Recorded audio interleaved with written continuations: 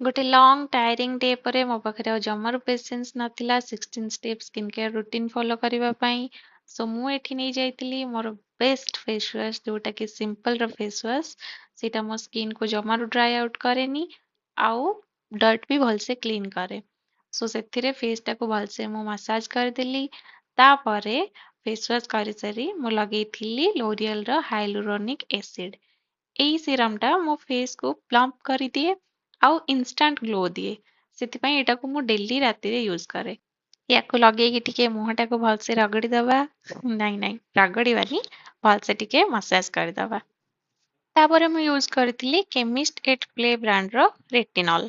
ଏଇଟା ସ୍କିନକୁ ଜମାରୁ ବ୍ରେକଆଉଟ୍ କରେନି, ପିମ୍ପଲ ବି ହୁଏନି। ବହୁତ ଲୋକଙ୍କଠୁ ଶୁଣିଛି ରେଟିନଲ୍ ୟୁଜ କଲେ ପିମ୍ପଲ ହେଇଯାଏ, ବଟ୍ ମତେ ଏଇଟା ଭଲ ସୁଟ୍ କରୁଛି, ସୋ ଏଇଟାକୁ ମୁଁ ଡେଲି ରାତିରେ ୟୁଜ କରେ। ତାପରେ ମୋର ଫାଇନାଲ ଷ୍ଟେପ୍ ଥିଲା ଲିପ୍ ବାମ୍। ହୋପ୍ ଭିଡିଓଟି ଆପଣଙ୍କୁ ଭଲ ଲାଗିବ। ଲାଇକ୍ ସବସ୍କ୍ରାଇବ କରିବାକୁ ଜମାରୁ ଭୁଲିବେନି। ରହୁଛି, ଟାଡା।